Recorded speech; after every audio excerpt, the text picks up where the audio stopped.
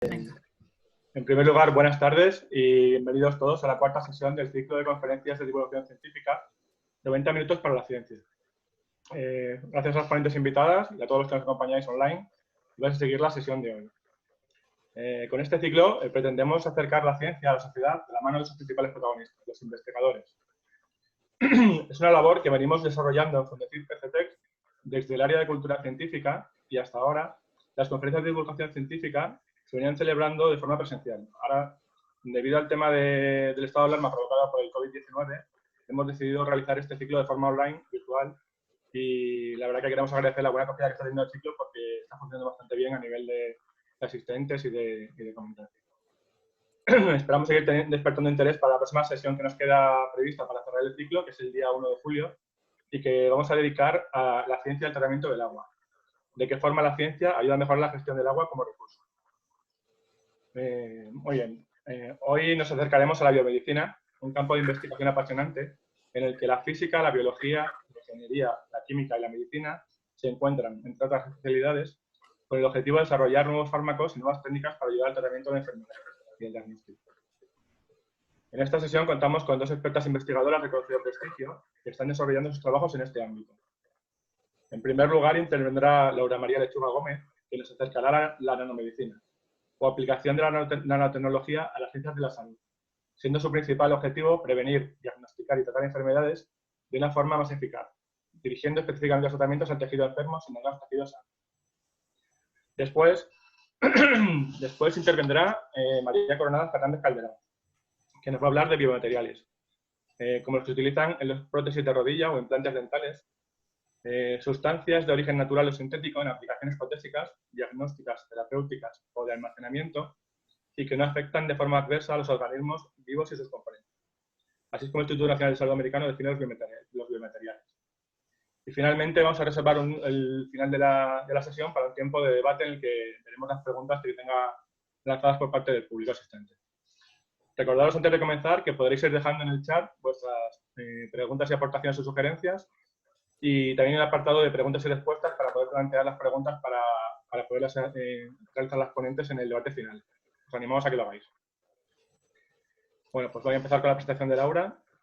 Laura María Lechuga Gómez es una profesora de investigación del CSIC, la jefa del grupo de nanobiosensores y aplicaciones bioanalíticas del Instituto Catalán de Nanociencia y Nanotecnología, que se conoce como ICN2, y en el Centro de Investigación Biomédica en Red, en el área de bioingeniería, biomateriales y nanomedicina, CiberBBN.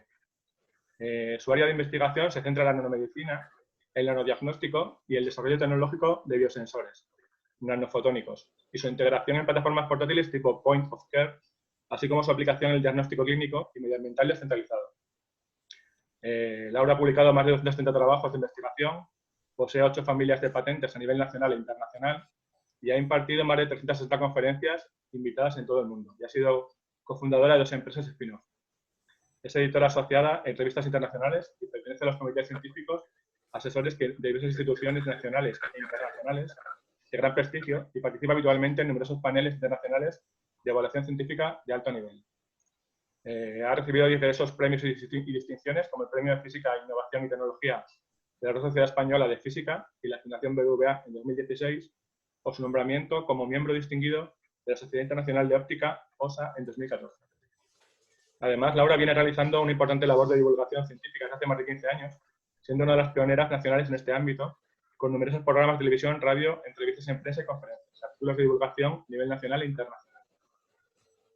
Desde marzo del 2020, lidera y coordina uno de los primeros y principales proyectos de la Unión Europea para el diagnóstico del COVID-19 y desde abril de 2020 forma parte del panel de expertos científicos que asesora al Ministerio de Ciencia y el Gobierno de España.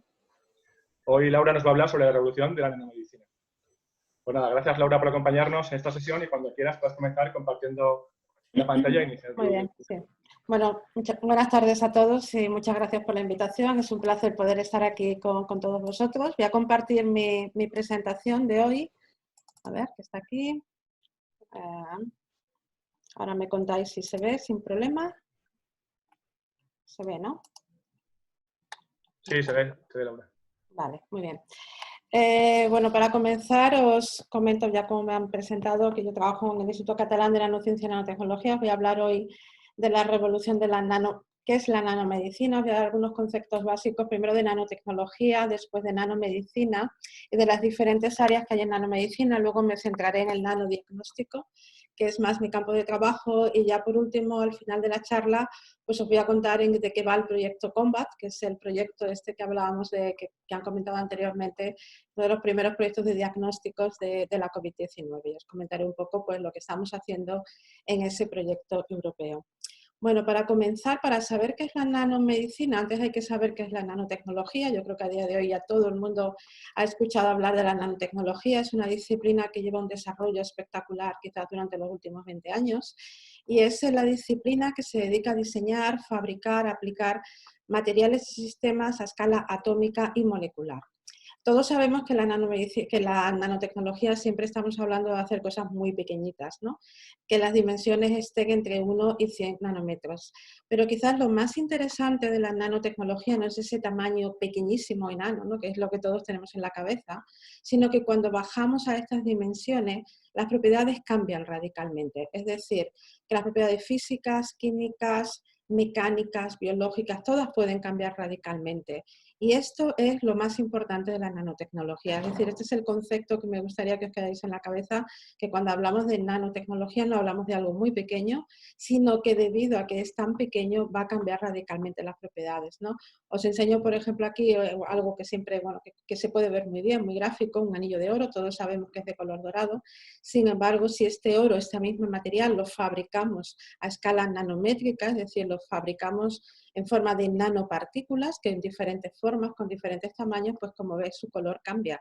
Entonces aquí es una demostración de que aún siendo el mismo material, pues ha cambiado radicalmente, en este caso, sus propiedades en este caso morfológicas y también ópticas, y esto es lo que nos hace verlos en diferente color, ¿no? Evidentemente, bueno, yo me gusta también contar, esto ya es una comparación de que aquí los nanotecnólogos nos volvemos locos haciendo todo tipo de nanopartículas, ¿no? De todos los colorines, y aquí hay una señora, ¿no? Que es la reina de Inglaterra, que ha conseguido sintonizar mejor que todos nosotros, que cualquier nanotecnólogo, con todas sus nanopartículas, todos los colores habidos y por haber en este planeta. Muy bien. Bueno, como os comentaba, la nanotecnología realmente es un área que tiene aplicación en diferentes campos, con espectaculares desarrollos en física, incluso se han ya visto esos primeros fenómenos de espejismo cuántico, que abre la puerta como al espejismo cuántico, o sea, la palabra, la transformación, ¿no? El teletransporte, ¿no? Por así decirlo. Si podéis ver también, por ejemplo, en YouTube, como IBM consiguió rodar lo que ellos llamaron la película más pequeña hecha con átomos, y aquí se ve a un niño en el cual cada puntito que veis aquí es un único átomo. Y luego posteriormente, más adelante, incluso IBM enseñó cómo este niño podía jugar con un balón y cómo jugaba, que veis que también es un único átomo, ¿no? En el mundo de los materiales, la nanotecnología ha tenido un desarrollo más espectacular, ¿no? Con todo tipo de nanopartículas. Estoy segura de que habéis escuchado hablar del grafeno, de los nanotubos de carbono, de estos nuevos metamateriales, que incluso este es un tipo de metamaterial con unas propiedades ópticas que te permitirían incluso ser invisibles, es decir, que si te pusieras con una capa de este material no te podrían ver, ¿no? Es decir, que se abren puertas a unas cosas totalmente inexploradas, ¿no? Todo tipo de nanopartículas que hemos comentado antes, que según el confinamiento cuántico de esta nanopartícula, como veis aquí, pues dan colores brillantes muy, muy diferentes, pero sigue siendo, como decía, el mismo material. En biología también los desarrollos espectaculares nos permiten ver a día de hoy, por ejemplo, nuestro ADN. Como veis aquí, un ADN que está aquí interactuando con un bacteriófago. Podemos ver nuestras proteínas, estos famosos anticuerpos, ¿no? Que a día de hoy estamos todo el día en la tele escuchando los análisis serológicos. Estos son los anticuerpos que produce nuestro sistema inmune, que tienen esta forma de Y, y con nanotecnología somos capaces de ver estos anticuerpos que realmente un único anticuerpo tiene esa forma de Y. Y, por ejemplo, microelectrónica, ¿no? Todos siempre queremos tener los móviles que funcionan más rápidos, que sean más potentes, como todos nuestros ordenadores. Y esto es gracias a la revolución microelectrónica que fabricamos nanochips, donde que cada vez estos circuitos son mucho más pequeños, ya estamos en los nodos casi de 22 nanómetros, esperan ya llegar, ya este año han empezado con los de 14, o sea que realmente los electrones tienen que recorrer tan poquísimo espacio, o sea, tan poquísimo recorrido, que es lo que da lugar a que nuestros ordenadores tengamos estas grandes capacidades de computación a día de hoy. Muy bien, la nanotecnología está presente en toda nuestra vida y ya hay muchísimos productos que nos rodean y que utilizamos, ¿no? Donde ya incluyen alguna componente nanotecnológico, fundamentalmente materiales, como es toda la cosmética, todas las lociones. O sea, hoy a día de hoy todas las cremas solares ya incluyen nanopartículas. Esto nos produce que el efecto de protección frente a los rayos ultravioleta del sol sea mejor. Los deportistas de élite ya utilizan todas sus raquetas, bicicletas, etcétera, con nanofibras de carbono, de tal forma que pesa mucho menos, pero la resistencia es mucho mayor. Esto que comentaba antes de los cambios de propiedades, algo que me encanta, que son, a ver si algún día llegan de verdad, ¿no? Los cristales autolimpiables son cristales que acaban en una terminación nanoestructurada de tal manera que las gotas de agua no pueden adherirse. Por lo tanto, en el futuro nos vamos a olvidar de limpiar cristales, eso no le gusta a nadie. E incluso los coches ya no necesitarían llevar tampoco los limpiaparabrisas, ¿no? Eso que es siempre tan molesto. Bueno, hay multitud de ejemplos realmente de lo que ya se está utilizando realmente como sistemas nanotecnológicos. Pero a lo que iba a mi charla de hoy es, si tenemos todos, en un momento dado nos planteamos que si teníamos todos estos desarrollos tan increíbles, ¿no? En nanotecnología y estábamos viendo cómo se pueden mejorar las propiedades de materiales, de dispositivos, ¿por qué no aplicarlo a nanomedicina? Entonces aquí surgió esta gran área en la cual la idea es precisamente esta: vamos a aplicar todos estos conocimientos a desarrollar herramientas para diagnosticar, para prevenir y para tratar las enfermedades, preferentemente en el inicio de su desarrollo. La idea de la nanomedicina es ver si somos capaces de identificar esas primeras células cancerosas, esas primeras bacterias que nos están infectando, ese primer deterioramiento, ¿no? De los materiales que componen nuestro cuerpo y cómo somos capaces de hacer una reparación lo más pronto posible.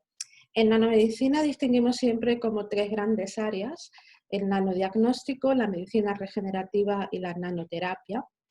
Todas ellas tienen, pues, o sea, son grandes áreas de investigación y la idea con todas ellas, evidentemente, es mejorar esta prevención, este diagnóstico y terapia. Mi área de trabajo es fundamentalmente el diagnóstico y simplemente recordar que el diagnóstico es el primer paso en medicina. Y bueno, lo estamos viendo con la crisis del COVID-19, que precisamente ahí ahora mismo uno de los principales cuellos de botella es el diagnóstico. Y no solamente el primer paso, sino que no solamente diagnosticas a alguien y sabes qué tratamientos hay que darle, sino que para seguir ese tratamiento y ver si los tratamientos están siendo efectivos, sí necesitas seguir utilizando este diagnóstico en continuo. Pues muy bien, la nanomedicina tiene muchísimos campos. Yo no me da tiempo a cubrirlos todos en esta charla, pero solamente dar una pequeña pincelada, que en el área de los nanofármacos la idea o lo que se está haciendo es que en vez de tomarte un fármaco como hacemos a día de hoy, ¿no? Que es masivo, pues si este fármaco se encapsula o se nanoestructura, por ejemplo, en nanopartículas, en liposomas, en muchas otras formas, quiere decir que necesitaríamos mucha menor dosis del fármaco, de la medicina, para que sea efectivo. E incluso se está intentando dotar de cierta inteligencia, es decir, haces una cápsula, metes tu medicamento, le incluyes de una cierta inteligencia, como pueden ser estas proteínas, de tal manera que diriges, como una diana, ¿no? Que lo diriges solamente al lugar enfermo, y una vez que llega al lugar enfermo, estas cápsulas se pueden abrir y pueden liberar el fármaco, ¿no? A día de hoy esto no sucede, o sea, nosotros no estamos tomando grandes cantidades de fármacos porque se van perdiendo, ¿no? Según se va atravesando todas las barreras en nuestro cuerpo hasta que llega al lugar enfermo, y eso hace también que estemos contaminando el medio ambiente con una gran cantidad de fármacos que nuestro cuerpo no absorbe, ¿no? En el caso de la ingeniería de tejidos, quizás mi compañera luego no sé si hablará más sobre este tema, pues la idea también es cómo podemos reparar, ¿no? Todos los tejidos o los órganos que están estropeados en nuestro cuerpo, cómo es posible utilizar unos sustratos nanoestructurados que son bastante parecidos, ¿no? A cómo sucede todos estos procesos de crecimiento de huesos o crecimiento de otros tejidos a nivel en el cuerpo humano. Entonces, hacer como una especie de semejanza y alimentarlo de tal manera que tú puedas crecer estos órganos o estos tejidos y luego reemplazar a los tejidos o los órganos dañados, ¿no? hay una gran área que es cómo podemos imprimir órganos incluso en 3D, o sea, hacer las impresoras 3D que estamos usando a día de hoy para numerosas cosas, pues cómo es posible imprimir órganos, ¿no? Y hay también una gran línea de trabajo que se llama Organ on a Chip, o sea, que es como intentar recrear el mismo órgano a nivel de chip, en el cual tú lo estás alimentando, estás viendo, por ejemplo, ese órgano ensayando nuevos fármacos, ensayando nuevos procesos, viendo cómo responde el órgano a diferentes estímulos, de tal manera que si lo podemos hacer a estos tamaños miniaturizados, a estas escalas nano, pues evidentemente nos ahorraríamos, por ejemplo, la experimentación animal o el tener que hacerlo directamente con humanos. En el caso del nanodiagnóstico contaría ahora un poquito más en más detalle a continuación, y en el caso de la nanoterapia simplemente también decir que ya hay muchas técnicas que te permiten interaccionar dentro del cuerpo humano. También contaré algo en la charla para hacer estos tratamientos, por ejemplo, de tumores sólidos o de otro tipo de tumores muy localizados directamente en el cuerpo humano para evitar efectos secundarios de las terapias, digamos, tradicionales que tenemos, como es la quimioterapia.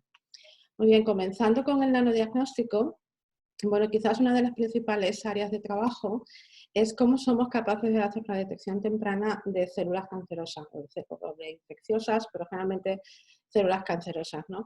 Bueno, todos, no sé si recordaréis el libro, ¿no?, de Asimov, El viaje fantástico, una película muy famosa en la que intentaba miniaturizar, ¿no?, un submarino con personas dentro para quitarle un coágulo a un científico muy famoso que tenía solo, él era el único que tenía una fórmula mágica en su cabeza. Evidentemente esto no va a suceder, esto es ciencia ficción y nunca vamos a poder llegar a estos niveles de miniaturización, pero hay algo muy parecido que es utilizar nanopartículas, ¿no? Y por ejemplo, todo tipo de nanopartículas, ya sean de metales, de semiconductores, etcétera, la idea es que estas nanopartículas las podemos dotar con una cierta inteligencia, ¿no?, mediante determinados receptores específicos o con agentes de contraste, de tal manera que vaya al lugar enfermo y nos diga, pues aquí están estas células cancerosas, o aquí está este tejido dañado, o aquí está comenzando esta infección. Por ejemplo, os muestro, esto ya tiene unos cuantos años, pero os muestro un ejemplo de cómo se podría hacer un diagnóstico por imagen en el cual utilizamos nanopartículas, en este caso de puntos cuánticos, que como veis, según el tamaño, siempre nanométrico, ¿no?, de estas nanopartículas, pues tienen una emisión fluorescente muy diferente, pero además muy brillante, ¿no? De tal manera que con muy pocas nanopartículas que entren en una célula vamos a ser capaces de verla. Entonces, en este experimento, por ejemplo, se inyectan estas nanopartículas en, como veis aquí, es un ratón sano y un ratón donde se ha inducido un cáncer de próstata. Las nanopartículas se funcionalizan con un receptor específico que se une exclusivamente a algunos de los antígenos de las células que contienen de cáncer de próstata. De tal manera que cuando estas nanopartículas viajan en un ratón sano, pues no se ve absolutamente nada, pero en un ratón con cáncer lo que hacen las nanopartículas cuando llegan aquí se unen a estas células de cáncer de próstata, y lo que podemos hacer ahora es iluminar, y entonces vemos esta fluorescencia tan intensa, creo que la veis aquí en color naranja, entonces vemos que en este caso este ratón tiene este cáncer de próstata. Lo que se puede hacer ahora es usar las nanopartículas para destruir este cáncer, estas células cancerosas. Bueno, esto le damos el nombre científico que usamos, es hipertermia a este mecanismo. Bueno, también a veces lo nombramos como, estos son como nanobombas de destrucción mediante control remoto, es decir, que realmente destruyes de manera selectiva las células con cáncer de próstata. Evidentemente también puedes hacer una operación quirúrgica y simplemente extraer esta parte dañada, ¿no? Sin embargo, estas técnicas de hipertermia, algunas ya que se están ya incluso en la práctica clínica, lo que hacen es lo siguiente: utilizan nanopartículas, hay de diferentes tipos, magnéticas, de oro, de puntos cuánticos, y simplemente una vez que están dentro de las células cancerosas, estas nanopartículas, lo que se hace es irradiar desde fuera con una fuente de energía. Pueden ser con campos magnéticos, con microondas, con luz láser, con ultrasonido. Estamos hablando de fuentes de energía que no van a ser dañinas para el paciente, por así decirlo, desde el punto de vista exterior. Esta hipertermia lo que hace es que está focalizada sobre estas nanopartículas que alcanzan una alta temperatura y al final lo que hacen es que hacen como explotar, ¿no?, estas células cancerosas. De tal manera que como solamente están dentro, preferentemente las células cancerosas, al final lo que hacemos es explotar estas células cancerosas, sin embargo no pasa nada a las células sanas.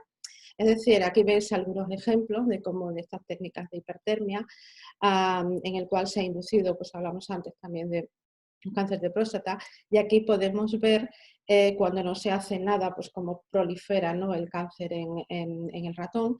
Cuando se utiliza esa técnica de las nanopartículas y se irradia, en este caso con un campo magnético, vemos que prácticamente desaparecen todas las células cancerosas y sin embargo, pues con las 2 quimioterapias convencionales, pues en un caso el cáncer consigue progresar, en otro se ha reducido, pero no completamente. Es decir, sin embargo, con esta técnica prácticamente los ratones o la persona humana apenas notaría nada, ¿no?, porque estamos hablando de campos magnéticos, en este caso, de muy baja intensidad. Hay una empresa alemana, Matforce, ya tiene una de estas terapias aprobadas por la Agencia Europea del Medicamento, ya está en clínica, y si estáis interesados yo os invito a que veáis y visitéis la página web y los vídeos que ellos tienen y explican un poquito más en detalle en qué consiste estas técnicas de hipertermia. Todavía muchísimo en desarrollo, mucho que desarrollar, pero le vemos un gran futuro como técnica alternativa a la quimioterapia, bueno, alternativa o a lo mejor hay que combinarla, pero sobre todo lo importante es que no tiene ningún efecto secundario. Bueno, en el caso del nanodiagnóstico por imagen, también con nanopartículas, aquí veis, por ejemplo, la diferencia entre una imagen por RMN normal y, sin embargo, una a la que se ha inyectado nanopartículas al paciente, como la resolución, ¿no?, el poder de penetración pues, ha aumentado notablemente y, por lo tanto, podemos diagnosticar muchísimo mejor con este tipo de nanopartículas. Hay muchísimos ejemplos, a día de hoy se utilizan en muchísimas técnicas, en PET, en muchas otras se están utilizando todo tipo de nanopartículas que también lo podéis consultar en la web.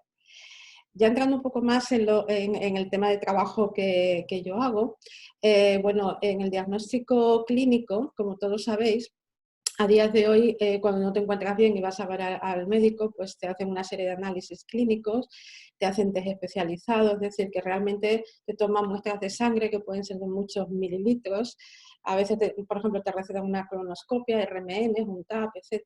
Bueno, todo esto quiere decir que nosotros necesitamos que todas estas técnicas estén limitadas a laboratorios centralizados, necesitas técnicos, son lentos, son caras.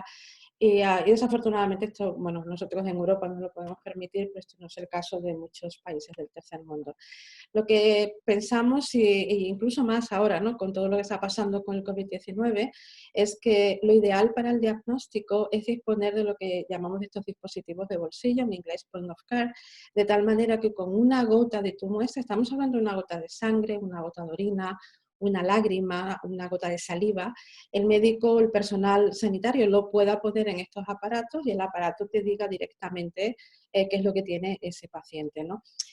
Por ejemplo, no sé si habéis visto ya los enfermos diabéticos en los últimos años ya han conseguido desarrollar uno de estos point of care, estos biosensores, que van implantados en sus brazos. Es decir, estos biosensores se implantan duran como unos 14 días y están midiendo en continuo el nivel de glucosa de los enfermos diabéticos y los llevan como un lector parecido a un móvil, de tal manera que lo pasan cerca y simplemente les va diciendo qué concentración tiene de glucosa, les dan también indicaciones, necesitas pues pincharte insulina o no.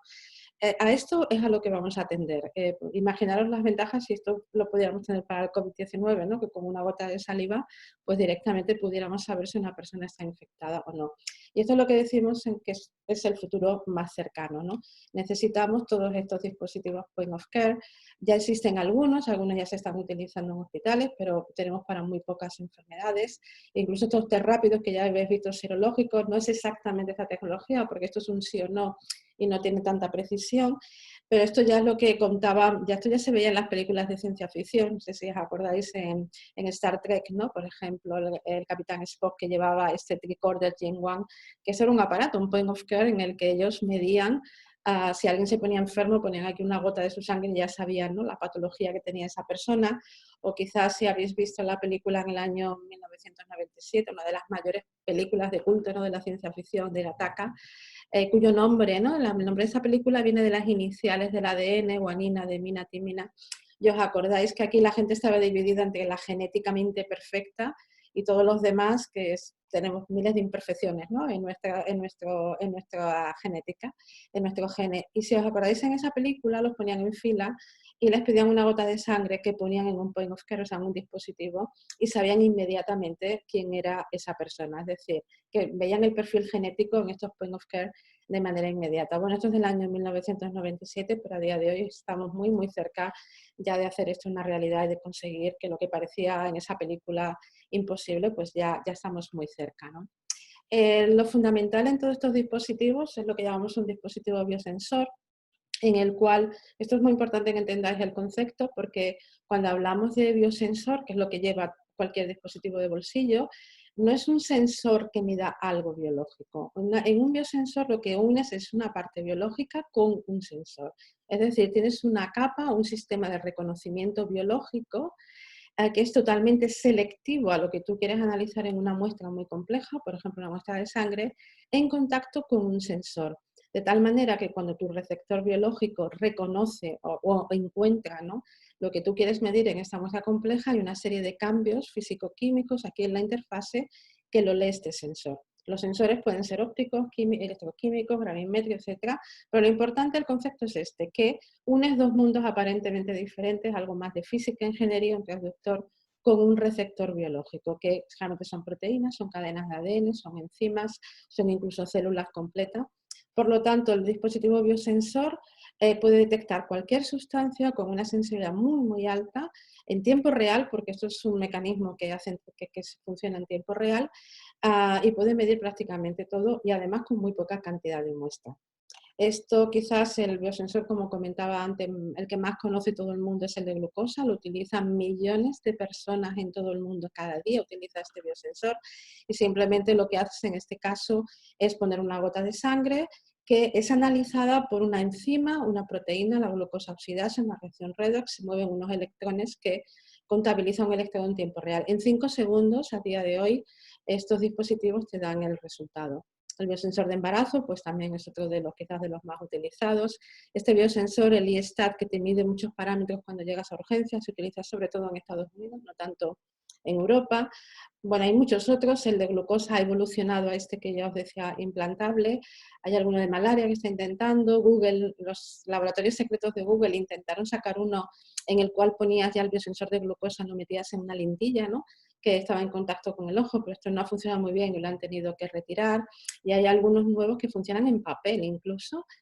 Se hace el biosensor en papel y esto es algo muy barato que se puede utilizar para, bueno, pues sobre todo para países del tercer mundo. Muy bien, voy a hablar un poquito más de nuestros proyectos. Nosotros en mi grupo lo que hacemos fundamentalmente son todas estas tecnologías biosensoras ya desde hace muchos años y utilizamos luz, por eso el nombre de nanofotónico. Fabricamos unos microchips en los cuales va viajando la luz. Es una luz de color rojo, es decir, lo mismo que utilizamos, por ejemplo, en una up pointer, ¿no?, en las presentaciones, y simplemente esta luz va viajando en el interior del dispositivo y cuando ponemos una serie de biomoléculas receptoras dentro, encima, y cuando ve la sustancia que quieres analizar, pues la luz que va viajando cambia su velocidad y nosotros la medimos al final. Bueno, este tipo de tecnología, como está fabricada a escala nano, porque nuestros sensores tienen una altura de tan solo 3 nanómetros, como podéis ver aquí. Esto es una imagen de microscopía de fuerzas atómicas. Cada uno de estos chips que veis aquí tienen 20 sensores en paralelo, cada uno de ellos mide esta altura de 3 nanómetros.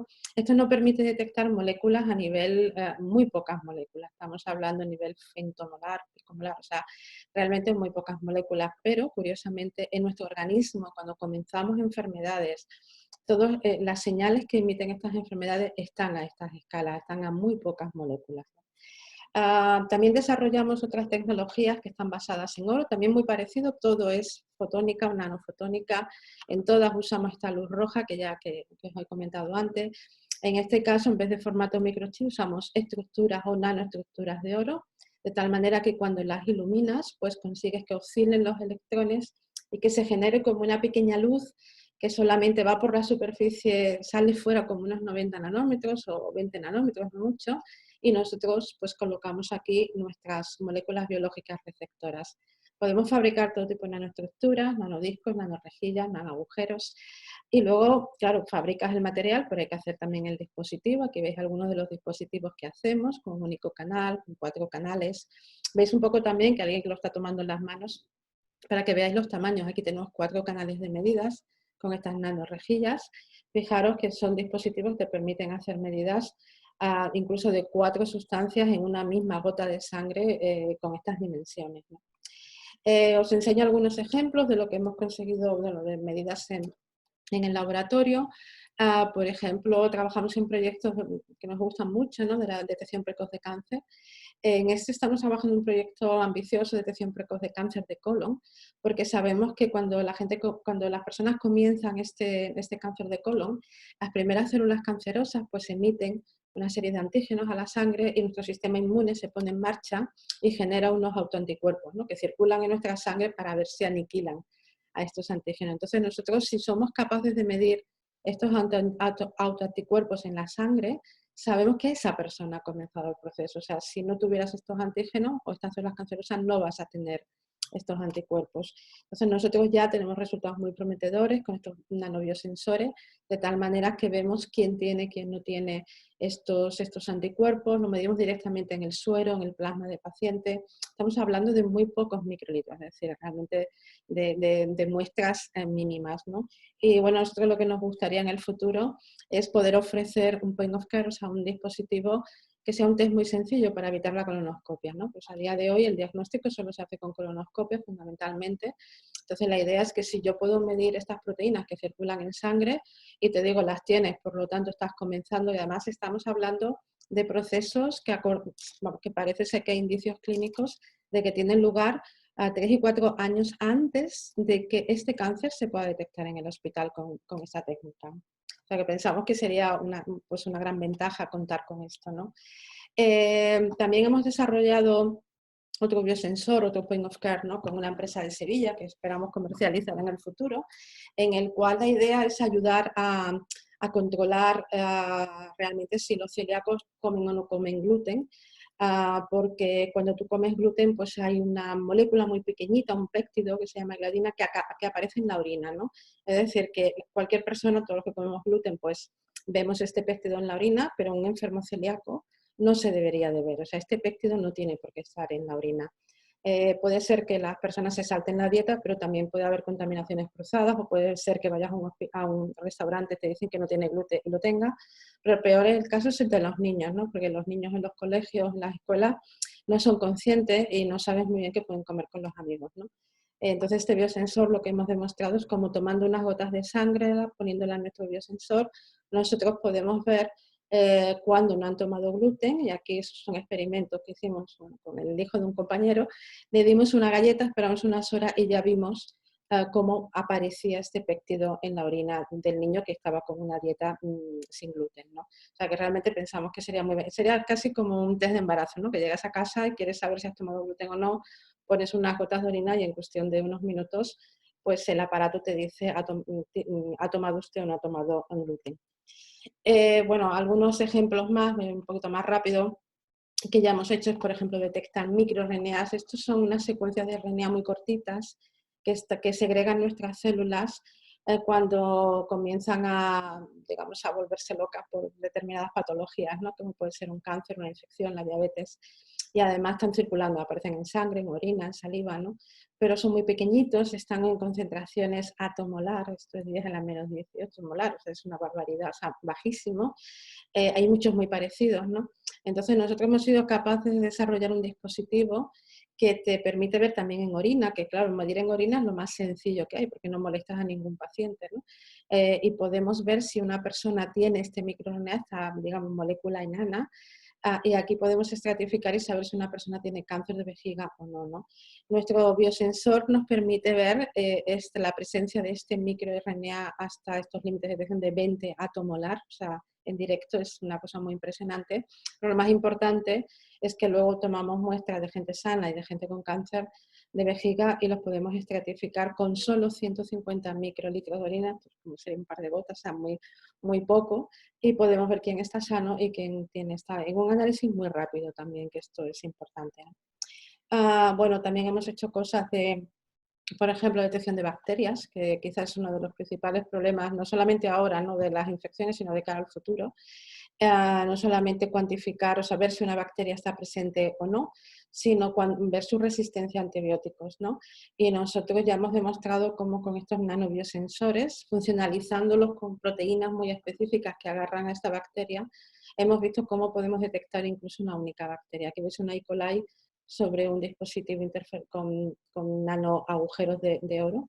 Y de hecho, pues en un proyecto europeo trabajamos con varios socios más y llegamos a fabricar dispositivos donde fuimos a Valdebrón y donde con tan solo 10 microlitros del suero del paciente fuimos capaces de ver quién estaba sano y quién estaba ya comenzando un proceso de sepsis, que como sabéis pues ya es una infección generalizada y que además cuesta mucho en los hospitales porque necesitan mandarlo a los laboratorios centralizados y tardan días a veces, muchos días en tener respuesta. Y nuestro dispositivo fue capaz de verlo en menos de 30 minutos, ¿no? O sea que realmente, bueno, pues son técnicas, como veis, muy competitivas. Bueno, ya por último os cuento el proyecto Combat, en el cual estamos trabajando de utilizar estos biosensores que os he enseñado antes y que ya funcionaban también para poder medir el coronavirus, ¿no? Es un proyecto que nos dieron de urgencia en la Unión Europea el 30 a primeros de marzo. De hecho, no hemos tenido confinamiento, ninguno de mi grupo hemos estado trabajando intensamente en este proyecto desde ese día con otros 3 socios europeos. Y la idea, como sabéis, en el diagnóstico de la COVID-19, bueno, quizás conocéis ya la estructura del virus y las estrategias de diagnóstico, casi todo, a día de hoy, todo va por detectar el RNA, ¿no?, de este virus, identificar si es el SARS-CoV-2 por el RNA. Pero quizás la estrategia más interesante y que a día de hoy no se ha conseguido es detectar el virus completo, ¿no? Porque imaginaros que si tú tienes un dispositivo que te detecta el virus completo, no necesitas llevártelo al laboratorio, hacer todas las PCR, etc. La otra estrategia de diagnóstico, que son los test serológicos, o sea, la respuesta inmunológica de los pacientes, esto es una forma indirecta de ver la infección. Por lo tanto, quizás las dos estrategias más interesantes son medir RNA o medir los antígenos virales, o sea, el virus intacto, ¿no? Bueno, a día de hoy ya todos sabéis también que la técnica estrella está siendo la PCR, es una técnica que funciona muy bien con una alta sensibilidad y especificidad, pero tiene este límite de tiempo, ¿no? Es el problema de que bueno, tarda muchas horas, de que necesitas personal especializado, necesitas también instalaciones adecuadas, es decir, que realmente ha sido el cuello de botella el conseguirlo. Bueno, incluso necesitas reactivos especializados, es decir, ha sido un cuello de botella en el análisis de la COVID-19. Y nosotros pensamos que, bueno, pues si podemos usar esta tecnología de biosensores de point of care, ¿no? O sea, de bolsillo, pues evidentemente la idea es que no necesitas estos laboratorios tan especializados, se puede hacer mucho más rápido en cuestión de minutos. Y además necesitas muestras quizás con menos procesamiento y te da también una mayor sensibilidad, ¿no? Y bueno, esto es lo que estamos haciendo en el proyecto Combat, es crear esta plataforma con este dispositivo nanotecnológico que os conté antes, con estos nanocanales ópticos por donde va circulando la luz, de tal manera que nosotros colocamos unas proteínas específicas a frente, en este caso anticuerpos, frente a las proteínas de la cápsula del virus, sobre todo a la S. Entonces, si pasa una muestra con el virus, pues nosotros podíamos localizarlo, o medirlo en cuestión de pocos minutos, ¿no? Bueno, quizás aquí tenéis un vídeo donde ilustramos un poco cómo lo estamos haciendo, es decir, el rayo de luz pasa a través del dispositivo. Tenemos estos anticuerpos preparados totalmente selectivos solamente al SARS-CoV-2, de tal manera que cuando se une lo que se produce es un cambio interferométrico de la señal de salida y nosotros lo vemos en tiempo real. Esto también es importante, ¿no? Nos procesamos y lo vemos en tiempo real lo que está pasando, ¿no? Con lo que estamos utilizando ahora mismo ya tenemos algunos resultados preliminares bastante prometedores, tenemos ya todos los virus aquí en el laboratorio y bueno, pues fundamentalmente el proyecto estamos haciendo esto, digamos la técnica estrella es utilizar estos anticuerpos y detectar el virus completo, Además de muestras nasofaringeas, nosotros las vamos a intentar en saliva. Pensamos que en saliva también hay una carga viral muy importante y sería muy interesante poder detectarlo aquí y contar que además nuestros dispositivos no son solamente de sí o no, como estos test rápidos, sino que además también cuantifica. Es decir, que lo importante es que nosotros vamos a ser capaces de ver la carga viral que tiene el enfermo, si es muy alta o es muy baja. El proyecto también tiene previsto, o estamos ya también en ello, utilizamos sondas para detectar el RNA también de las secuencias del SARS-CoV-2, sobre todo porque queremos diferenciarlo, como tenemos tantos canales 20 en paralelo de medida, queremos diferenciarlo de otros coronavirus, incluso del virus de la gripe, pero nosotros no necesitamos amplificación como la PCR, o sea que directamente cuando las ondas se reconocen nos da la señal. Y bueno, esto digamos estaba en el proyecto, pero ya que tenemos la tecnología, también estamos haciendo la detección de los anticuerpos serológicos, que en este caso vemos pues la inmunidad que ha generado las personas y que nos va a permitir también identificar a los individuos asintomáticos, los leves, etcétera. Igual también es una tecnología, la tenemos ya bastante avanzada y estamos ya empezando con las primeras muestras de pacientes que vienen de muestras del Vall d'Hebron. Ya para terminar, bueno, esto es un poco el proyecto es mucho más ambicioso porque no solamente hacer la detección de la COVID-19 con estas diferentes estrategias, sino que en el segundo año tiene previsto utilizar el dispositivo también para ayudar a mis compañeros del proyecto que hacen las labores de vigilancia. Ellos eran expertos ya hace años en hacer estas labores de vigilancia de cómo evolucionan los coronavirus en los roedores y sobre todo en los murciélagos, ¿no? Y les ayudaremos a hacer los análisis en los ambientes naturales donde viven estos animales. Bueno, espero no haberme alargado mucho, solamente comentar, ¿no? Que bueno, no me ha dado tiempo a contarlo todo, pero que lo que pensamos que la nanomedicina puede ser el futuro de la medicina, no solamente porque bueno, en el área de diagnóstico estamos aportando estos nanodispositivos para un diagnóstico temprano y para un seguimiento de la enfermedad, que son tan necesarios, porque como hemos visto en esta epidemia, pues el diagnóstico es muy importante y hay que potenciar, ¿no?, todas las formas de diagnóstico. Tenemos también toda la parte de nanoterapia sin efectos secundarios para graves enfermedades como es el cáncer. Se van a poder crear órganos y tejidos en el futuro a la carta. Y bueno, la idea es que en el futuro nuestra medicina va a ser personalizada, va a ser no invasiva, va a ser muy rápida, con una actuación inmediata, sin efectos secundarios y posiblemente, bueno, con una telemedicina que ya está prácticamente ahí. Bueno, os doy las gracias a todos por escucharme y sobre todo, yo estoy en el laboratorio ahora mismo, y sobre todo a todo mi grupo, que algunos de ellos los veis aquí, que llevan trabajando desde primeros de marzo intensamente en el desarrollo de esta técnica de diagnóstico para la COVID-19. Gracias a todos. Muy bien, Laura, muchas gracias por tu intervención. Bien. Bien, a continuación nos acompaña María Coronada Fernández Calderón.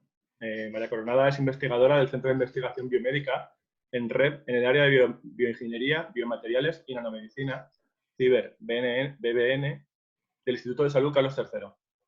Pertenece al grupo de investigación multidisciplinar sobre agresión microbiana de la Universidad de Extremadura, AM-UEX de Badajoz, y también es profesora colaboradora de microbiología en el Departamento de Ciencias Biomédicas de la Facultad de Medicina de la UEX. Su área de investigación está relacionada con las infecciones asociadas a los biomateriales que se implantan en el cuerpo humano, tanto de forma permanente como temporal. Su actividad se centra en el estudio de estrategias para prevenir la adhesión microbiana y formación de biofilms o biocapas a las superficies de los biomateriales, utilizados como dispositivos médicos, ya sean prótesis articulares, implantes dentales u otro tipo de dispositivos. Destacar su participación en más de 15 proyectos de investigación competitivos, tanto europeos como nacionales como regionales, así como en convenios con compañías biotecnológicas, empresas para la caracterización, adhesión y formación de biofilm sobre nuevas superficies para implantes.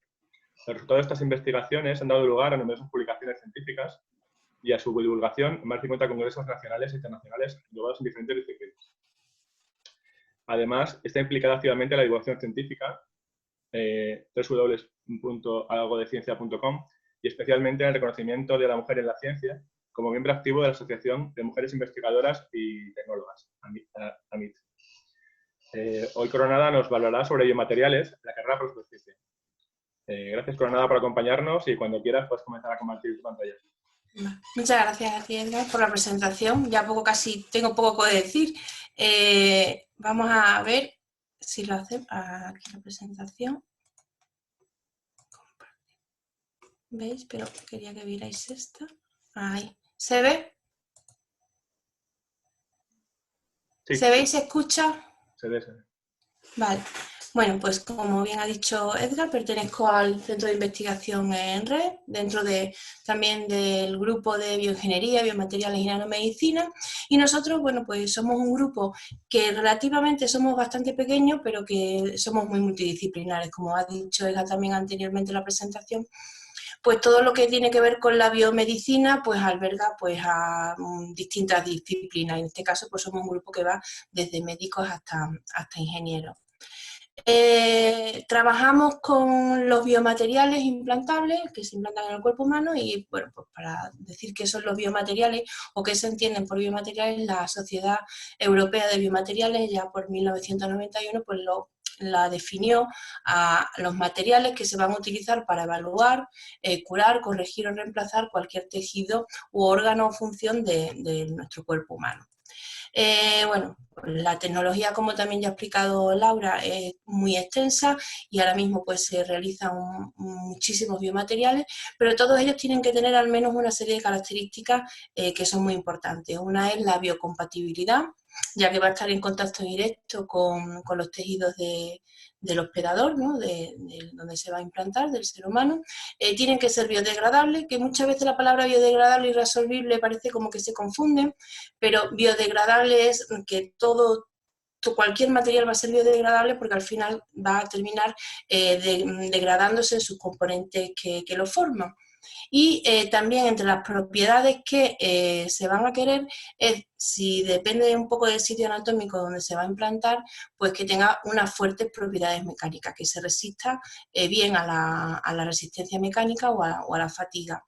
Y como último punto, pero no menos importante, pues todos los biomateriales lo que tienen que buscar en primer medida es que no sean tóxicos, ya que van a estar en contacto con los tejidos y, por supuesto, que no generen ningún tipo de carcinogénesis.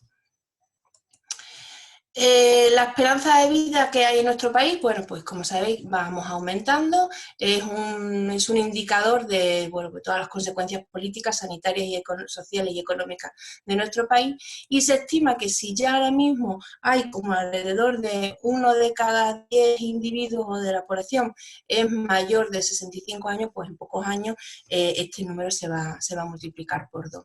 Además, el número de población de 80 años para el 2050 pues se va a ver fuertemente incrementada, aunque ahora mismo nos encontramos en un impasse en este sentido.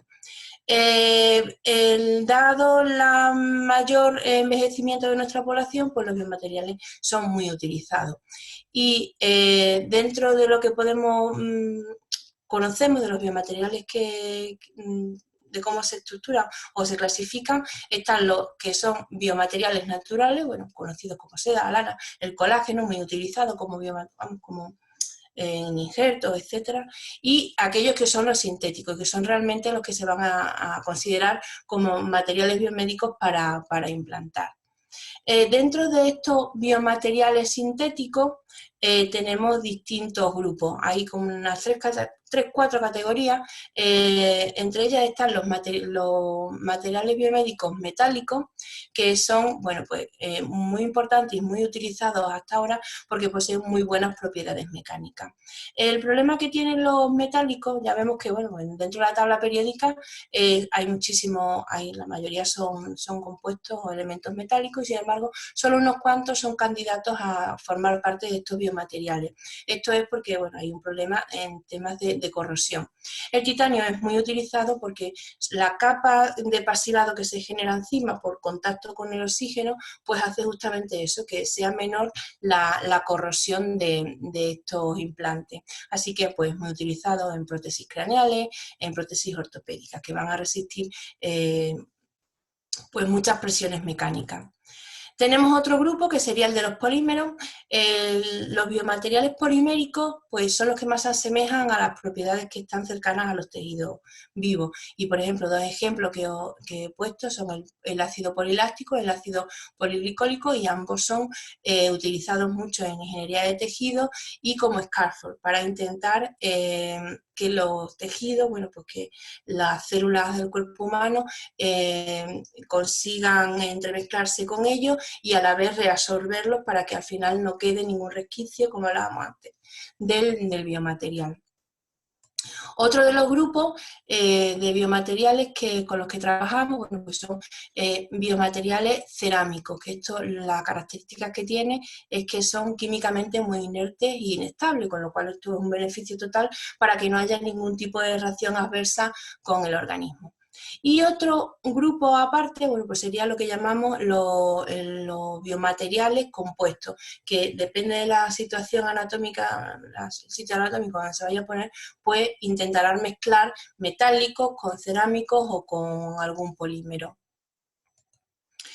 ¿Qué podemos sustituir? Bueno, pues como sabemos, comprenderéis y sabemos, podemos sustituir pues, un montón de órganos, y además lo podemos hacer tanto de forma temporal como de forma permanente. De eso ya dependerá, bueno, del sitio de inserción de estos dispositivos. El problema viene que si ya alrededor del 65 o el 80% de las infecciones que se producen en el cuerpo humano están asociadas a biofilm, que ahora veremos que es un biofilm, si ya hay un número muy alto de infecciones asociadas a biofilm, bueno, pues cuando implantamos un biomaterial, este número de infecciones se incrementa. Os traigo dos ejemplos muy típicos que cualquiera puede conocer, como puede ser, bueno, pues infecciones después de un implante dental, que se genera una perimplantite, un rechazo, y este sería un ejemplo. O otro, quien no conoce, bueno, pues algún abuelo, etcétera, que tiene implantes tanto de cadera o de rodilla, y que lo más probable, o en una cierta medida, por eso estamos investigando materiales que lo que hagan es intentar la osteosíntesis, o sea, intentar que sea aceptado el implante y no se infecte, pues son este tipo de materiales, ¿no? de prótesis de cadera y de rodilla. ¿Y quién es el responsable de las infecciones? Pues son los biofilm. Los biofilm también os traigo otra definición, está en 1999, que es relativamente hace poco, que es cuando se descubre un poco que los microorganismos están en la naturaleza formando biofilm. Entonces, un biofilm es una comunidad de células bacterianas que están incluidas dentro de una matriz polimérica que ellas mismas autoproducen y que les ayuda a adherirse a superficies vivas o inertes. En este caso de las inertes, pues estamos hablando de los biomateriales. Las bacterias utilizan esta forma de vida porque es muy beneficiosa. Realmente las bacterias existen en la naturaleza como bacterias planctónicas, que de libre flotación, y hasta ahora era lo que pensábamos, que las bacterias vivían así, pero sin embargo, bueno, pues nos estamos dando cuenta, y cada vez más, que la mayoría de bacterias en la naturaleza, casi un 99%, eligen la forma de crecer en biofilm porque es una estrategia que le permite colonizar pues, muchos lugares del planeta, más de lo que ya sabíamos, y además la mayoría de los seres vivos. Un ejemplo en la naturaleza, bueno, tres ejemplos en la naturaleza de qué es un biofilm o cómo se dispone, sería cuando retiramos, por ejemplo, las flores de un florero, que vemos que hay una sustancia hemocilaginosa, pues eso son bacterias envueltas en biofilm. En la cama de los ríos, en las piedras, que también hay una sustancia mucilaginosa, o lo que se genera dentro de una tubería. Las bacterias forman el biofilm en el momento que encuentran una superficie a la que adherirse. Y entonces los biomateriales de los que disponemos y los que existen en la actualidad, pues son un foco para que las bacterias en el momento que pasen a su alrededor pues puedan ser infectables. ¿Cómo se forma el biofilm y qué es la base en la que nosotros trabajamos? Bueno, pues un biofilm normalmente se suele formar cuando las células planctónicas, que están flotando o que están creciendo libremente, pues encuentran una superficie, la del biomaterial. Y esta primera fase de adherencia inicial de las bacterias se divide a su vez en dos, una fase inespecífica, que sería la unión de las bacterias a través de, bueno, pues de fuerzas de Van der Waals, cosas eléctricas, cargas eléctricas a la superficie, y una fase de adherencia más específica si en ese biomaterial que se acaba de implantar, pues por ejemplo se han adherido también algunas proteínas séricas. Esta parte es más difícil de que el proceso sea irreversible. Cada vez que llegamos más para adelante a esta adhesión, pues se genera una imposibilidad de que el proceso retroceda. En esta primera fase de adherencia, y el que da nombre a la presentación, pues la carrera por la superficie que ahora veremos.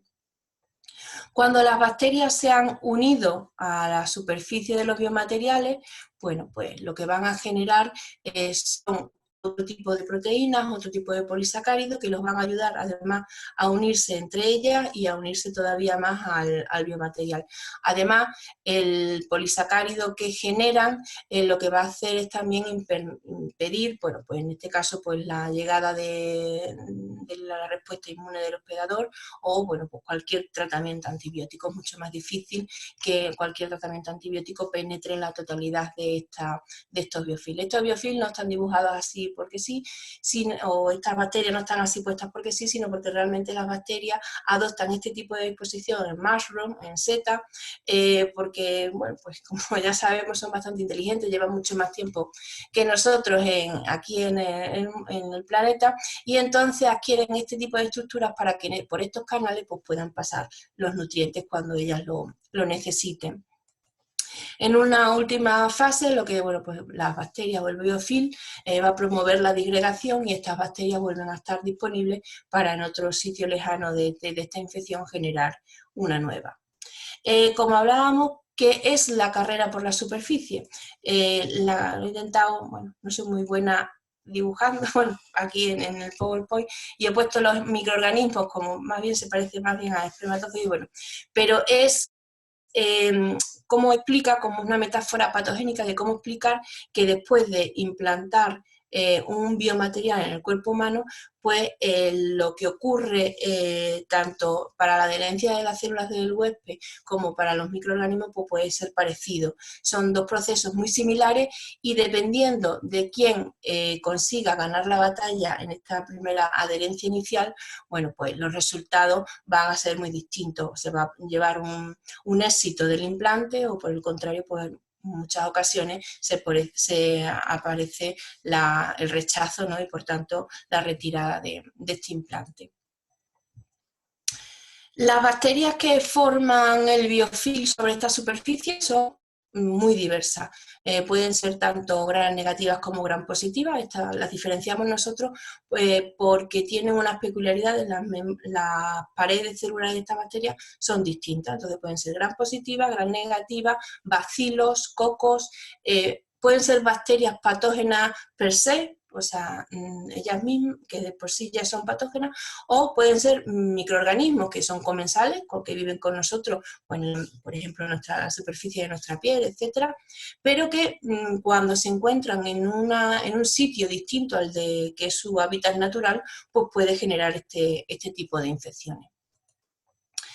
Ese biofilm está generado por lo que hemos dicho del polisacárido que ella genera, pero bueno, pues la mayoría del biofilm es agua, también hay proteínas, hay ADN, que el ADN extracelular les ayuda tanto, por ejemplo, en generar la estructura o la arquitectura del biofilm, a la vez que se cree que esas moléculas pequeñas de ADN extracelulares también ayudan a generar nuevas proteínas según las bacterias las vayan necesitando. Hay lípidos y hay otras moléculas. Y además hay una pequeña proporción de células muertas.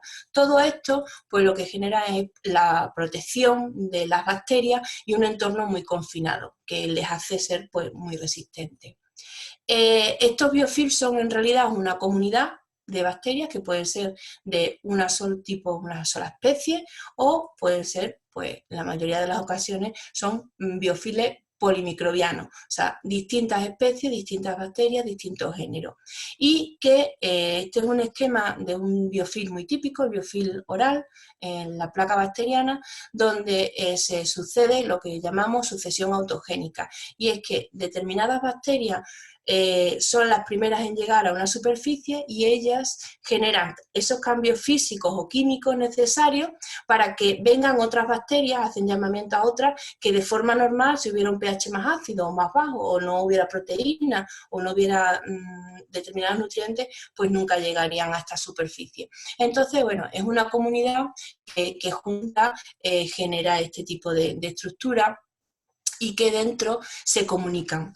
Y se comunican bien por lo que llamamos o conocemos que existe, que es el column sensing, que es el intercambio de moléculas difusas entre unas y otras, donde se van, bueno, pues diciendo pues, cuál es la estrategia a seguir. Ellas se cuentan y les dicen a través de estas moléculas la estrategia a seguir en una infección.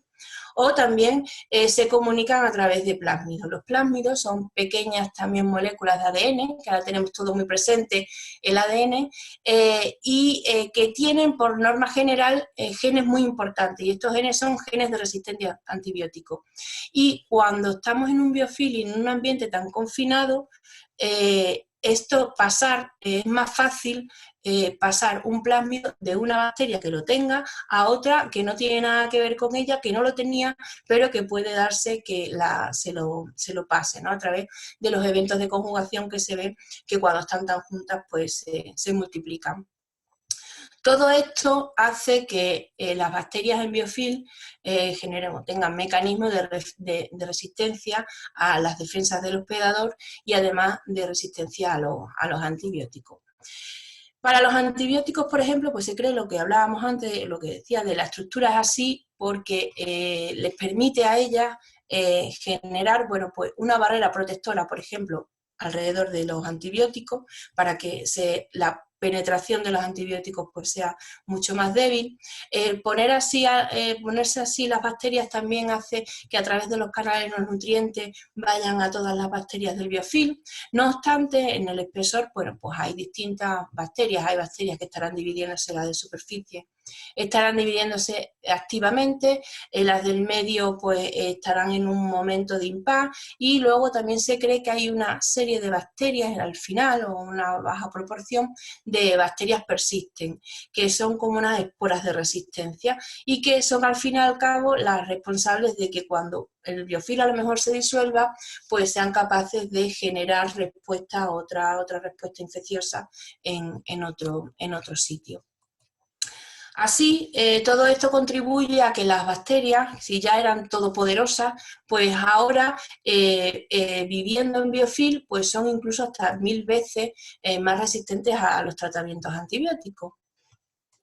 Esto, unido a que el uso excesivo e indebido hasta ahora de muchos antibióticos se estaba produciendo, bueno, pues hace que el uso de nuevos antibióticos, que ya hay poco y estamos intentando también generar nuevas sustancias, pues vaya a producir más muertes de las esperadas. Por todo ello, todas las infecciones que están asociadas a biofilm pues, son unas infecciones que tienen un gran impacto en términos de morbilidad, de mortalidad y de costes médicos, porque muchas de las veces va a generar que el implante tenga que ser quitado. En este sentido, lo que se está intentando, y como bien la detección o la prevención, bien lo ha dicho Laura, que lo primero, lo más importante es prevenir, o sea, detectar en los análisis primero cualquier tipo de enfermedad y, bueno, si es posible, pues la prevención. Y aquí trabajamos, nuestro grupo trabaja aquí, en intentar buscar o modificar biomateriales ya existentes para minimizar el riesgo de desarrollar este tipo de infecciones.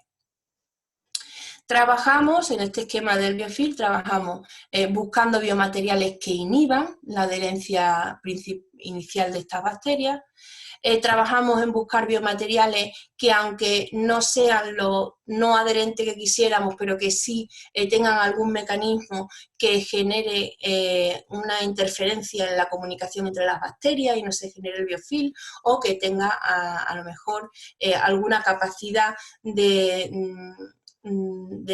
sacar o de generar fármacos antimicrobianos o péptidos antimicrobianos que ayuden a la disgregación y sean importantes o en un tratamiento conjunto, tanto de un biomaterial que tenga capacidad antibacteriana como un tratamiento antibiótico.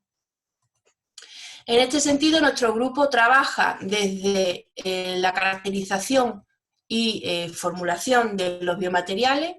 Trabajamos también mucho en ver qué pasa en la interacción la interacción entre las bacterias y los biomateriales, y también estudiamos cuál es el comportamiento de los microorganismos bajo determinadas condiciones, bien sea condiciones de estado enfermo, diabético, etc. Empezando así con los biomateriales, quiero contar un poquito, bueno, las técnicas que tenemos y qué hacemos. En cuanto a los biomateriales, cuando buscamos un nuevo material o lo cubrimos o lo modificamos, pues le hacemos lo primero una caracterización física para determinar, bueno, pues qué carga tiene en esa superficie. Con los ángulos de contacto y la hidrofobicidad vemos la apetencia que ese biomaterial tiene hacia la retención de determinados microorganismos, o vemos mediante microscopía o atómica, mediante AFM o microscopía electrónica de barrido, pues las topografías, y si esas topografías van a beneficiar o no a la llegada de microorganismos. También hacemos una caracterización química de estos biomateriales, vemos qué componentes están en superficie, o con eso en XPS o con Toxin, pues vemos en el espesor. ¿Qué nos va a dar información? Bueno, pues nos va a dar información de lo que hablábamos, que todo el biomaterial se degrada. Entonces vamos a intentar saber qué hay en la superficie más inmediata y qué se va a producir en los estadios primarios, y qué hay en profundidad y qué podría darse cuando ese biomaterial se vaya degradando. Cuando trabajamos estudiamos la interacción de las bacterias con el biomaterial, pues hacemos experimentos simulando las condiciones que se pueden dar en el cuerpo humano. Para ello disponemos de cámaras de flujo o dispositivos de Robin, que son unos dispositivos donde podemos adherir nuestras muestras y hacer correr un flujo de bacterias como si fuera, pues, el flujo sanguíneo. Y entonces, bueno, pues vamos visualizando bajo distintas condiciones, pues a distintos tiempos, cómo se va produciendo esa adhesión. Además, también por pasos de distintos flujos, pues vemos la fortaleza, cómo de apetente es el biomaterial para que esas bacterias, si vinieron flujos sanguíneos, por ejemplo, un flujo de nutrientes, de otro tipo de nutrientes, pues se despegara del biomaterial. También estudiamos la formación de biocapas, ya una vez que se forma el biofilm en los materiales, y contamos o vemos qué cantidad de esas bacterias que hemos conseguido, de esas bacterias que se han formado encima de la superficie, pues están vivas. Ya sea mediante técnicas indirectas de medir la cantidad de ATP, que es una molécula indirecta del estado metabólico que tienen las bacterias, o bien en una forma también, bueno, llega a ser también indirecta, pero ver en superficie qué bacterias y cómo están, si están vivas o están muertas. En el tema de microscopía, pues nos da también la información de si tenemos bacterias que están activamente, o sea, que están metabólicamente activas, o, estos son un ejemplo con N-acetilcisteína, y veíamos cómo, bueno, pues el recubrimiento de un biomaterial con N-acetilcisteína generaba menor adhesión de las bacterias, y cuando la concentración era bastante alta, incluso las pocas que se adherían estaban muy dañadas, estaban en rojo. Esto es un poco idea de que algo estaba provocando que la rotura también de de la pared celular. Con microscopía confocal podemos ver lo mismo, células vivas, células muertas, y además cómo se disponen esas bacterias, cuál es en el espesor. También podemos ver el espesor del biofilm y ver cómo están dispuestos. Y microscopía electrónica de barrido también lo utilizamos mucho para ver la arquitectura, porque sí que es una foto fija y no podemos ver cuáles son vivas, cuáles bacterias están vivas o cuáles muertas, pero sí nos da un poco de idea de qué estructura o qué arquitectura está tomando estos biofilms. Cuando hablamos o estudiamos al microorganismo solo, bueno, pues también lo estudiamos viendo qué capacidades tienen estos microorganismos de elección, depende del biomaterial o del sitio quirúrgico, vamos a estudiar un microorganismo u otro, dependiendo de cuál va a ser el microorganismo que tenga mayor apetencia por ese biomaterial, y lo vamos a ver en sus características naturales y cómo podría comportarse dependiendo al estar con ese biomaterial, esa sustancia o otras condiciones. Igualmente que hacíamos con la superficie, igual que hacíamos con la superficie, pues lo hacemos con las bacterias. Las bacterias también las podemos caracterizar físicamente, viendo su hidrofobicidad, la carga eléctrica que tienen y, bueno, pues la topografía. Eso junto a las propiedades per se que tienen cada una de las bacterias, como decía, de formar biofilm, de generar proteínas, etcétera, pues podemos dar una radiografía de los microorganismos y cuál es su respuesta y por qué va a modificarse esa respuesta si se encuentra con un biomaterial o con otro. Además de estudiar el biomaterial, estudiar el microorganismo, todo este tipo de infecciones están muy relacionadas o tienen un cuarto factor que es la respuesta inmune del propio organismo, del propio cuerpo. Con lo cual, para valorar también este cuarto factor, además de los antibióticos, pues tenemos colaboraciones, en este caso con el servicio de traumatología del hospital, para hacer ver la respuesta in vivo. Y en este caso, bueno, pues lo hacemos hasta ahora estamos utilizando ratas. Y implantamos, en este caso era un ejemplo de una aguja, de un implante de titanio, al que después del tratamiento con ultravioleta, pues veíamos perfectamente cómo se generaba una menor infección en aquellas agujas que habían sido irradiadas con respecto a la aguja sin irradiar. Y por tanto, bueno, pues el rechazo era menor. Las perspectivas de futuro para el tratamiento de este tipo de infecciones asociadas a biomateriales, pues son la búsqueda y el recubrimiento de los materiales que ya conocemos, de los biomateriales antiguos, con péptidos o moléculas antimicrobianas. Estas moléculas, pues que intentar que no tengan toxicidad, que sean estables y que, por supuesto, no generen resistencia, porque es ahora mismo lo que menos necesitamos. Otra perspectiva es buscar biomateriales que se enfoquen en esa carrera por la superficie, se enfoquen a mejorar la osteointegración. Y también, bueno, pues si pudiéramos hacer todo, o sea, hacer revestimientos multifuncionales que no se adhieran a las bacterias, que sí mejoren la capacidad de osteointegración, que se peguen mejor las células de los fibroblastos, etcétera, y además tuvieran cierta carga antimicrobiana, o sea, que soltara algún tipo de fármaco que también se asegurara la muerte de las bacterias, pues sería ideal. En este sentido, bueno, pues os traigo los proyectos actuales que tenemos y en los que estamos trabajando pues en todas esas perspectivas. Tenemos un proyecto ahora mismo internacional en el que tenemos titanio recubierto con hidroxiapatita, que quiere fomentar la osteointegración. Tenemos un proyecto en funcionamiento de materiales biodegradables y reabsorbibles que hemos cargado con magnesio como la molécula o el elemento que va a generar la actividad antimicrobiana para que no se peguen las bacterias en la superficie.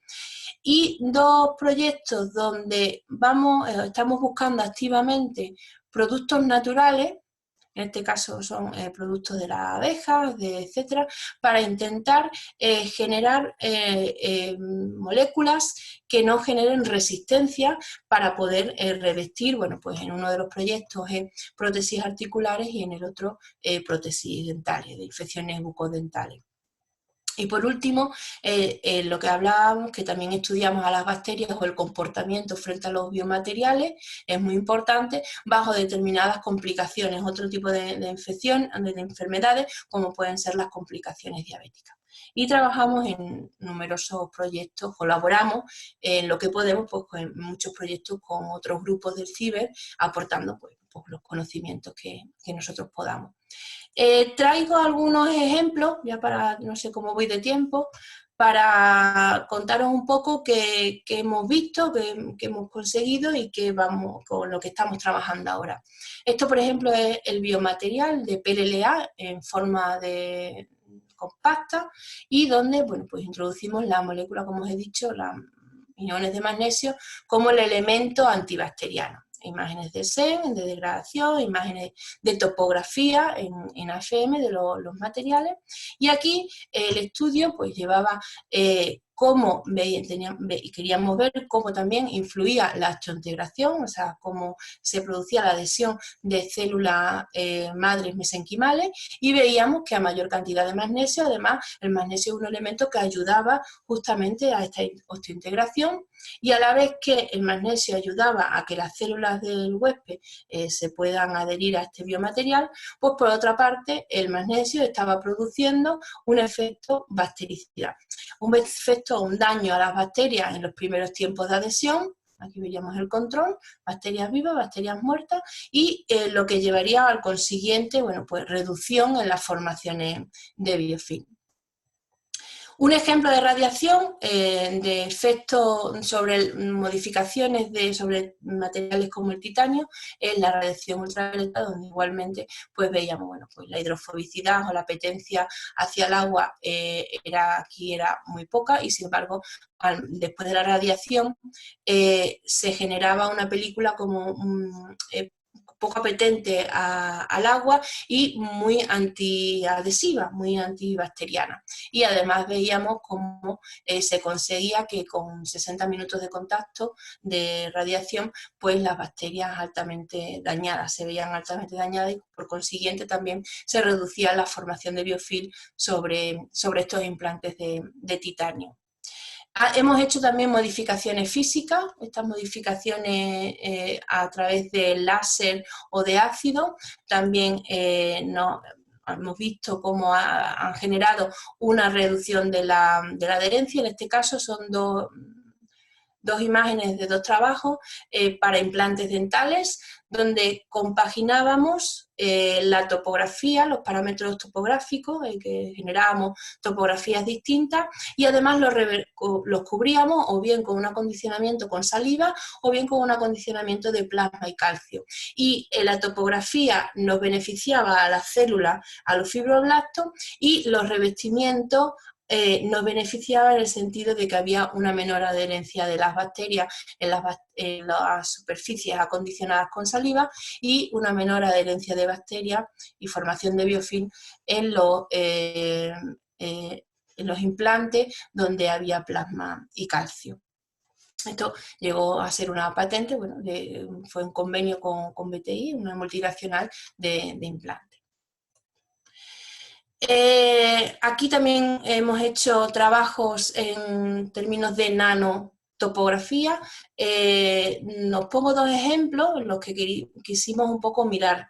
Eran cómo hay en la naturaleza superficies que ya de por sí son antiadherentes. Y bueno, pues aquí en la piel de los tiburones o la superficie de la flor de loto son dos superficies que ya de por sí donde no se adhieren las bacterias. Entonces intentamos reproducir en un material, en PMS, patrones topográficos a nanoescala, muy pequeñito, más pequeño que las bacterias, para ver cuál sería el comportamiento. Y vimos que efectivamente las células bacterianas seleccionan activamente dónde pegarse y con estos patrones topográficos nano, de altura nano, conseguíamos reducir muchísimo la adhesión bacteriana y, por consiguiente, la siguiente formación de biofilm sobre este biomaterial. Y por último, creo que esta es la última, bueno, pues que también hacemos modificaciones químicas a los materiales, en este caso era titanio, y bueno, pues aquí tenemos un ejemplo de qué pasa, que había una menor reducción de bacterias en el control, en el farnesol, el titanio revestido de farnesol o con el control. Hemos introducido también quercitina y ahora estamos activamente con productos de las abejas, productos naturales, que generan también ayudan a impedir la adhesión, no la muerte, porque sí que es verdad que las células siguen vivas, pero al menos sí la adhesión, y esto conseguimos que la generación de biofilm encima de estos materiales pues sea menos. Y con esto, pues nada, muchas gracias por atenderme y por escucharme. La verdad que muchísimas gracias a Coronado y a Laura porque han sido dos ponencias súper interesantes y estamos todos aquí muy expectantes a lo que estáis hablando porque es un tema apasionante. De hecho, suscita bastantes preguntas que ahora lanzaremos algunas de ellas para que las podáis ir respondiendo. ¿De acuerdo? En primer lugar, tenemos aquí a Francisco Pizarro, nos pregunta que hay quien opina que la financiación extraordinaria para la investigación sobre el COVID va en detrimento de la investigación de otras enfermedades como el cáncer o la ELA. ¿Qué estamos aprendiendo de la lucha contra el COVID-19 que pueda ser también útil para otras enfermedades? Bueno, respondo yo porque estoy trabajando en COVID-19. Bueno, yo no creo que vaya tanto en detrimento porque evidentemente ahora estamos ante una emergencia y tenemos que unir fuerzas, ¿no? Todos los científicos para ver cómo salimos de esta, ¿no? O sea, evidentemente estamos ante una crisis que nunca la hemos tenido sin parangón y por lo tanto los recursos también lo que se destinen de esta manera a esta patología. Pero en cualquier caso todo lo que se está haciendo va a revertir también en muchas otras, ¿no? Por ejemplo, en nuestro caso concreto, estas técnicas de point of care, de dispositivos no de análisis, que llevamos muchos años luchando, ¿no? Para que realmente se invierta más, sobre todo en la transferencia, ¿no? Que realmente puedan llegar al mercado, porque las empresas quizás no están tan interesadas porque ya tienen, ¿no? Todos sus diagnósticos, sus redes de diagnóstico muy bien establecidas, pues ahora se ha hecho evidente que esto es muy necesario, ¿no? Y que quizás esto pues, va a ayudar también a muchas otras patologías, ¿no? Es decir, que todo lo que se está haciendo ahora, y bueno, y hay otra cosa más, que de pronto la ciudadanía, o sea, a nivel mundial se ha dado cuenta de que la ciencia es imprescindible y que evidentemente que se han conseguido grandes avances, pero que si hubiera más inversión, más financiación, que si realmente se prestara más atención además a lo que se nos escuchara, ¿no? Porque este tipo de pandemia ya se estaba, o sea, la gente que trabajaba en virología y en coronavirus ya llevan años diciendo que nos podía volver a ocurrir y que había muchas probabilidades, ¿no? Es decir, que yo creo que esto yo espero que sea algo positivo para toda la ciencia en general, independientemente de que sea incluso del área social, de área económica, yo creo que nos va a repercutir a toda la ciencia de manera muy positiva.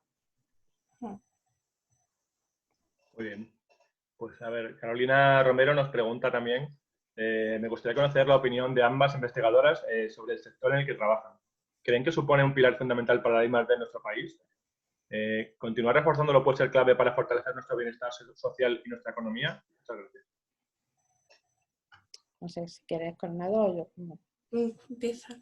Vale, bueno, hombre, sí, evidentemente creo que estamos en un área, todo lo que sea salud, ¿no?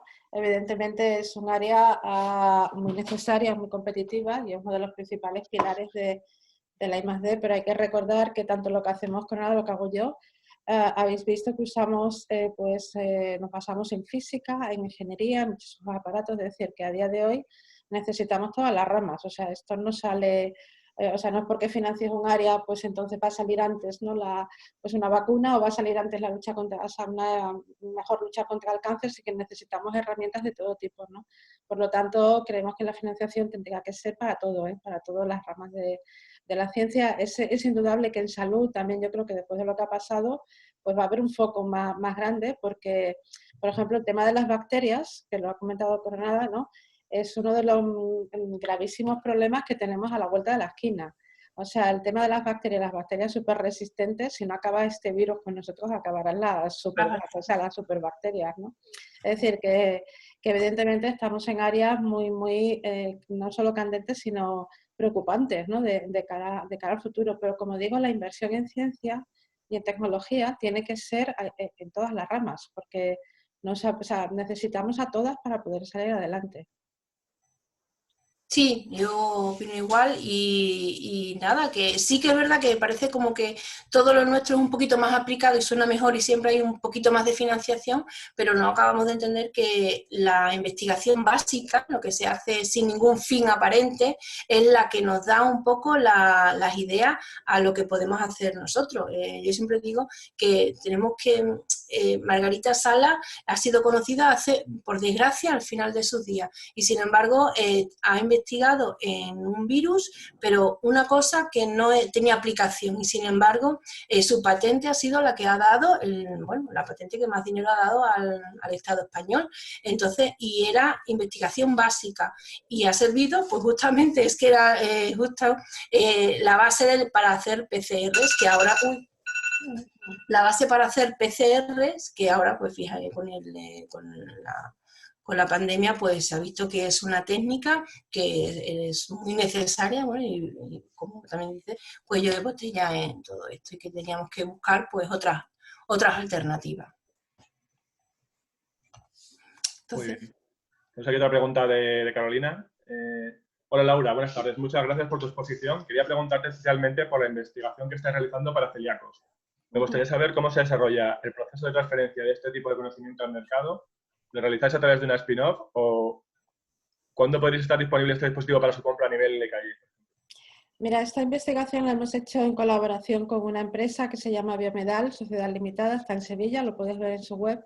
Yo sé que ellos ya tienen productos comerciales en el mercado, o sea, los que puedes comprar para hacer estos test, no este point of care, no este biosensor, pero bueno, pues son unos test quizás un poco más, como casi más parecido al de embarazo, o sea, que tienes que hacerlo tú en casa, un poquito más engorroso. Pero tienen algunas cosas ya en el mercado y sí, evidentemente ellos están muy interesados en ver cómo comercializamos este test, o sea, este biosensor. No es una, o sea, evidentemente lo que es la inversión y la transferencia es más complicada en el sentido, no por nosotros, y ni siquiera por ellos, sino por la inversión, ¿no?, que hay que realizar. Para sacar productos al mercado de este tipo, a veces tienes que hacer inversiones iniciales, a lo mejor imagínate, de varios millones de euros, para obtener la factoría, para empezar a fabricar, a producir, para hacer toda la ingeniería. Es la inversión inicial, luego evidentemente con el tiempo la recuperas, pero siempre necesitamos encontrar quien aporte esa financiación inicial para lanzarlo al mercado, que no podemos ser los científicos, evidentemente, ¿no? En este caso, esta empresa sí tiene esa intención y veremos hasta dónde podemos llegar, ¿no? Genial, muchas gracias. Y la otra pregunta para Coronada tenemos aquí, de Francesco Pizarro, dice: una de las informaciones más controvertidas sobre el contagio del coronavirus tenía que ver con su adherencia a superficies. ¿Hasta qué punto es así? Y si es así, a futuro, ¿estos tratamientos que trabajáis para materiales metálicos se extenderán más allá de las prótesis? ¿Y será algo a tener en cuenta en todo tipo de materiales, por ejemplo, la vara del autobús, por ejemplo, de los niños? Bueno, ahora esto es un nuevo tema que se plantea, pero en principio estos biomateriales están más para organismos vivos. Es que al fin y al cabo el virus no es porque se adhiera a una superficie, sino porque cae. Y por él solo, si cae uno solo, no se multiplica. El problema de las infecciones bacterianas es que el momento que una bacteria consigue tener un punto de unión a algo y nutrientes necesarios, se va a multiplicar. El virus, sin embargo, no es un organismo virus, no un organismo vivo, y necesita justamente de un organismo o una célula para multiplicarse. Entonces, bueno, pues yo creo que con los sistemas que hay ahora de desinfección de superficies es más que suficiente, porque el virus por sí solo no tiene capacidad de reproducirse. Lo que hay que eliminar cualquier resto que se pueda caer en suelos, en tejidos, etcétera. Yo añado que recordar que el peligro, del contacto con estos coronavirus no es solamente que te caigan en la superficie, sino que tú lo toques y te lo lleves a la boca o lo respires. Es decir, que porque estén en el suelo en una superficie, si no interaccionas con ellos, no va a pasar nada y en unas horas o en pocos días no sobreviven, ¿no?, a esta superficie. El problema del contacto es que toques y además tú mismo traslades esos virus a tus vías respiratorias. Ese es el principal problema. Muy bien, genial. La verdad que aparte de estas preguntas, la verdad que nosotros preparando el tema nos han surgido miles de dudas sobre vuestras charlas, porque la verdad que son temas que dan mucho de sí. Yo particularmente sí que tenía un par de preguntas que haceros, una cada una, ¿vale? Fundamentalmente una es sobre si la utilización de las primero para Laura sería la utilización de nanopartículas como agentes terapéuticos. ¿Está cerca de emplearse en la medicina actual? O sea, ¿es algo ya real de ahora o eso todavía queda unos años? Sí, bueno, hay numerosos medicamentos que ya vienen en formato nanoestructurado. Entonces vienen con, por ejemplo, liposomas, ¿no? Que eso lo llevamos las mujeres utilizando las cremas cosméticas, sobre todo L'Oréal, que es de las empresas que más invierte tiene más patentes de nanotecnología que nadie en el mundo. Y, por ejemplo, estos liposomas son a escala nanométrica, ¿no? Entonces penetran muy bien en las células y por eso te hidratan mejor. Ya hay medicamentos en formato nanoestructurado, no sabría decirte con qué tipo de nanocápsulas o si son dendrímeros, si son liposomas, o sea, en qué formato, pero ahí no sé cuántos, puede ser que más de 100 o 200 ya, o sea que a lo mejor incluso estamos tomando alguno que no lo sabes y ya están en este formato. Lo bueno que tiene es que, claro, esto te permite que llegan antes, o sea, que llegan mucho mejor, se solubilizan mejor, ¿no? Esa es lo importante, con lo cual las dosis son mucho menores que lo que tú tomarías en un medicamento que no está nanoestructurado, ¿no? Pero sí existen ya bastante, lo podéis ver, bueno, quizás en la web o en otras... bueno, quizás en el trabajo, por ejemplo, de la profesora María José Alonso de Santiago de Compostela, que es una de las pioneras principales de este campo en el mundo, ¿no? Bueno, pues hay ya muchas cosas comercializadas. Muy bien, muy interesante. Y por último, ya para Laura, la última pregunta sería, Laura, ¿el tema de los biomateriales resistentes a todo tipo de infecciones es posible? ¿O eso es una contradicción con la propia definición del biomaterial? O sea, ¿un biomaterial totalmente estéril no sería posible? ¿Para mí o para A coronavirus? mí, Para coronadas, Sí, sí, me parece, no sé. a ver, para todo tipo de infecciones, hombre, la idea es un poco generalizada y si hay una actividad antibacteriana de un biomaterial, pues podríamos intentar que fuera para todo, para cualquier dispositivo, ya sea catéter, ya sea prótesis de rodilla, etcétera. Las bacterias, hombre, son muchas, pero dependiendo de la localización son muy claras y bajo toda, si son, podemos yo creo que matarlas de la misma forma.